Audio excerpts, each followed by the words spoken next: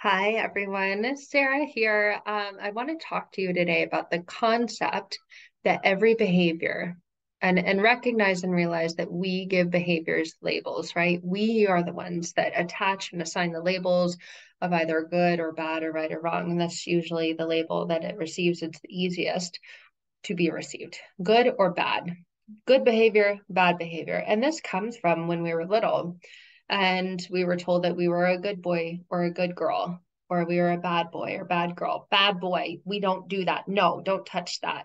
From when we're very, very young, when we're so young that we don't even realize that this is happening or these are the inputs that we're receiving, but they are having an impact on us.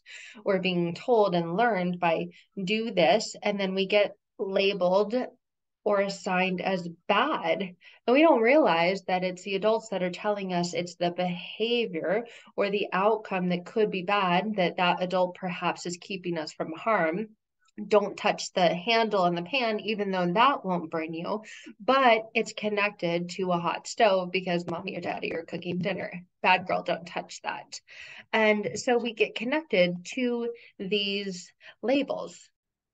We connect to these labels and we assign them as our own because when we're little, mine, that's my toy. You take it from me, I'm going to get mad at you. I'm going to project my madness onto you because we identify it as ours.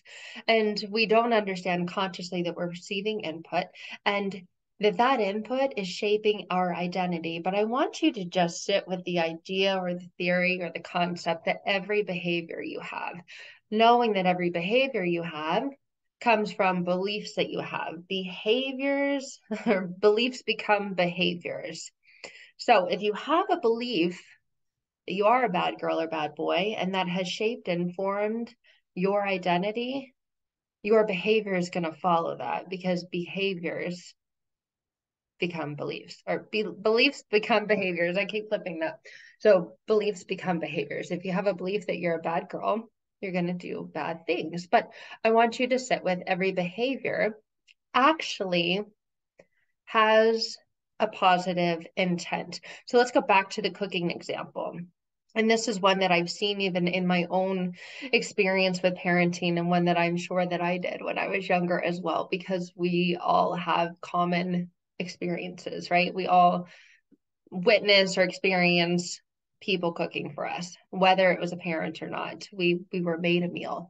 And when you're younger, and you don't know what's going on up there and you're looking up at the stove and you can't see it and you want to be involved and you see mommy or daddy are stressed and they're saying, okay, you've got to get ready, we're going to make dinner, and after dinner we got to soccer practice, then we got to go here, then we got to go there, then we got to do your homework, and you're like, oh my gosh, I can feel the energy, it's really tense, it's really stressed, I want to help out. So the child in this example has a positive intent. I want to help mom or dad cook, or just a curiosity. Maybe they're not desiring to help out because mom or dad is stressed. And if they're less stressed, then they'll be a nicer mommy and daddy. And if they're nicer, whenever they are nicer in a good mood, and when they're in a good mood, I get ice cream and I really want ice cream. So let me help out making dinner. Perhaps it doesn't go that far. Perhaps they're just curious. What are you making up there? I can hear it. I can hear something sizzling and cooking. I can smell it. It smells really yummy. I'm hungry. I haven't eaten since snack, which was like 4 hours ago at school. And actually, Tommy took my snack or I shared it with him. And so I'm really, really hungry. I want to help you. I'm really curious. It smells really good. May I help? Reach up, grabs the handle, gets told no, bad girl, bad boy. And suddenly, okay, well, we receive an input of hearing that every behavior, that behavior had a positive intent. Maybe it could be, I want to help you out. Maybe it could be, I'm really curious. I want to see what that is. Maybe it could be, I want to learn about this. All right. My daughter asks me all the time, can I help you? And she's not old enough to actually look up and stand up and help because of her height. So she likes to sit up on the counter. Every behavior has a positive intent. And at first you might not believe this because we label things as negative, but we're the ones that give them the label, are negative emotions. And I don't really believe in that label. It's simply an emotion. It's an emotion. There's a habit, but we can call it a bad habit. We're the one that assigns bad to it, but define that, right? Or limiting beliefs, they can actually be something that's good. And so many things are something that's actually good. Every behavior has a positive intent. And I worked with a client one time who came to me because she was ending up in very manipulative, controlling, toxic relationships. And she drank too much and she smoked and she wanted to just like change her entire life. And she didn't see prior to working together how they were all connected and related. How does smoking have a positive intent? How does drinking have a positive intent? How does getting into relationships with people that I know are not good for me, who I know are wrong for me, how in the world does that have a positive intent? Sarah, you're crazy. And she looked at me like I was, and I'm like, stay with me.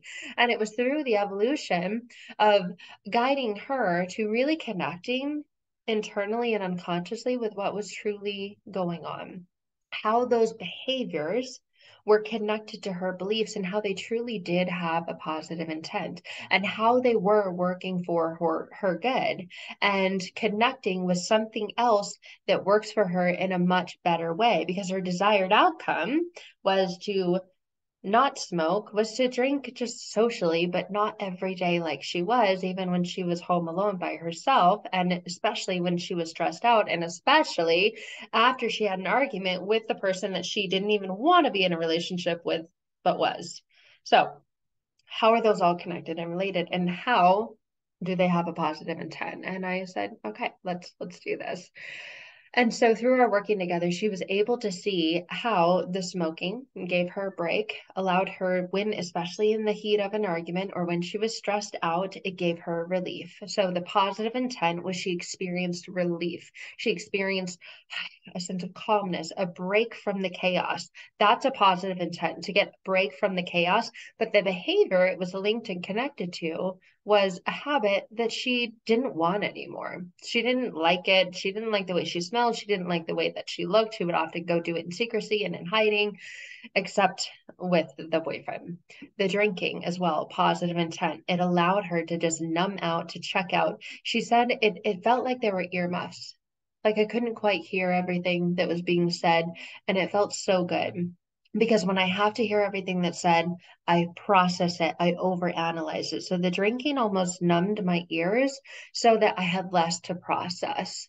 And I was less in my head when I drank. So that was the positive intent behind the behavior of drinking. But getting into relationships with people that she knew were not good for her, what she described as toxic, narcissistic, emotionally unavailable, emotionally neglectful. That was the deepest one. That was the most important one to her. And that's the one that she came to me for. And then the other things just kind of took care of themselves because the behaviors were connected to the belief, and the belief is all the same.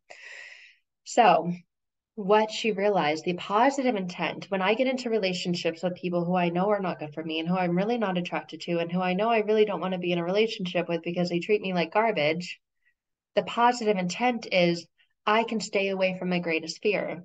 Her greatest fear was letting someone in again because in the past she had had her heart broken with someone that she was really, really good with, someone that she planned on and dreamed on marrying, but then they moved away for a job. And so she realized, okay, now when I get into relationships with people who I know are not good for me, and I do all these other things that I know are not good for me, the positive intent was it keeps me feeling safe. It keeps my heart guarded. It keeps me from thinking that I can't handle heartbreak again. What if I really connect with someone that I absolutely love, someone who I could see myself spending the rest of my life with, someone who I could see myself having kids and a family with? That opens me up to a lot of vulnerability because my greatest fear is having my heart broken again. So the positive intent behind the bad relationships was it keeps me feeling safe. It keeps a sense of space and safety and protection from getting hurt again. And our mind is literally hardwired and programmed to move us towards pleasure and away from pain. And even though these relationships were causing an excruciating amount of pain, there was also a lot of pleasure in it. The positive intent behind it was, I am keeping you distracted in these unhealthy, emotionally unavailable, and abusive relationships because it feels better than what it would feel like to get your heart broken again by someone that you really, really, really, truly actually want to be with and love. So the positive intent behind the behavior of getting online and swiping and going out with people that she knew she wasn't even really attracted to was because it, at an unconscious level, protected her and kept her safe. So, so happy to say she's kicked those habits to the curb and is now taking it slowly in a healthy relationship where she is opening herself up in a way that feels safe, in a way that feels like it's the right pace for her. Prior to that, she said, I used to jump into relationships. I mean, like it was just crazy. Like they went 100 million miles an hour. Like by the third date, we were talking about getting married. And I'm like, what am I doing? I don't like this person. Not even that attracted to them. I don't like this, and this about it. Let's get married.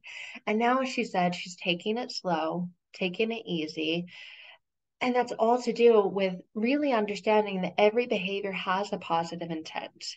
So I know it's kind of a backwards way of understanding it and really connecting with it. But it is important to recognize that our perceived problems or behaviors and feelings and thoughts actually produce the things that we desire. She wanted to feel connected. And she also, in other ways, wanted to feel disconnected from the pain. And whenever they would have arguments in the relationship, in her previous relationships with toxic people, she would experience pleasure through disconnection. When she would drink, it would numb her ears. That was her metaphor in the way that she described her experience with it. When she would smoke, right? Bad behavior, right? But it had a positive intent. It would give her relief. It would give her a break. It would give her some time to just be with herself and get away from the craziness and the chaos. And the same thing with the toxic relationships. It kept her away from her fear. By being in what was familiar, because they were so familiar with her, she said, I always date the same kind of person. So it was so familiar to her. And it kept her away from her greatest fear, getting my heart broken again, because she told herself and latched on to the belief in the story, I won't make it through that again. I won't survive through that again. But she has evidence and proof that she made it through it and survived through it the first time. But it was after that that she created these quote unquote bad habits. But every bad habit or every behavior has a positive intent. So just like the example with the little children and the parents, the bad behavior with the positive intent, the parent knew, I don't want you to pull that over onto yourself and burn yourself. That would cause a lot of pain, but the child didn't know that. So there's the child's perspective and then there's the parent's perspective. And the same is true when we go through the journey of deeply and internally connecting unconsciously with what's really going on. We're able to see things from a different perspective than what we're currently seeing it from. We see this perspective that I'm stuck in this problem. I'm always going to be stuck in this problem. How do I get out of it? I've tried these other things. In her case, she had tried patches, she had tried gum. She had tried not buying alcohol, but then she found out that when she went out with her friends, when they invited her out to dinner and other places, that she would excessively drink because she hadn't had a drink for a couple of days. And it was actually worse than if she would just have the alcohol at her house and just kind of take it slow and easy. So every behavior has a positive intent. And when you connect internally and unconsciously with it, you're able to see it through a new lens and from a different angle and perspective and see how it has a positive intent. But understanding it from that way, in with the desire to not have the connection to that habit or that behavior anymore, opens up a space and allows your mind to connect with something else that has a greater, more positive outcome for you, depending on what your desires are. In her case, her desires were just not to not be in relationships like that anymore, to drink socially, occasionally, not excessively and consistently, and to just kick the smoking. With that, she's like, I just chew gum now if I want to. I just don't buy them anymore. Like I don't go to the store where I used to buy them. Now I go to a different store. It's not a big deal. It's done. It's over. So, if you want to really connect with this, I know it may be hard at first to see that every behavior has a positive intent. Ask yourself, especially when it's behaviors that you don't desire to have anymore, what is the positive intent of this behavior? What is the positive intent of this habit? What does this allow me to experience? And have it be something that you experience that's positive. Well, I don't know. Smoking's going to kill me. That allows me to experience that I'm going to die. No, no, no. It has to be a connection to the positive intent behind it. And if you're really struggling with this, there's an emotional block. There's a lot more going on internally and unconsciously. And that's where the one-to-one work together to really deeply connect with it makes the biggest difference. It makes a very, very incredibly fast, powerful, and positive difference. It's the difference that I've experienced in all areas of my life. And it's the difference that other clients that I've worked with, particularly private clients and one-to-one, experience rapidly. So it's the difference that I want for you, but I can't want it more for you than you want it for yourself. It has to be something that you're ready for. Otherwise, you'll find that you just continue to make excuses for ways that it's not the right time, or whatever million excuses that our minds make for us when we're in fear, when we're afraid that it won't work, or I can't break this. I've had this pattern of behavior for too long. There's no way it has a positive intent. You can't tell me that. I'm not here to tell you that, because sometimes it just falls on deaf ears. I'm here to just tell you that there is hope in experiencing it, not just hearing it, because those land differently. So it is through the experience of connecting with what is happening internally and unconsciously that you experience rapid breakthrough and powerful change. So you can find out more information about my different programs and working together privately, if that's what you feel called to do, in the link in the description below this video, through my website. It's just my first name, last name.com, sarahpacaro.com. I love that. My daughter's always like, what's .com?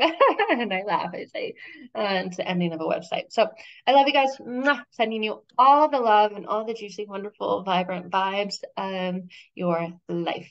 Okay, that is it for today. Bye for now.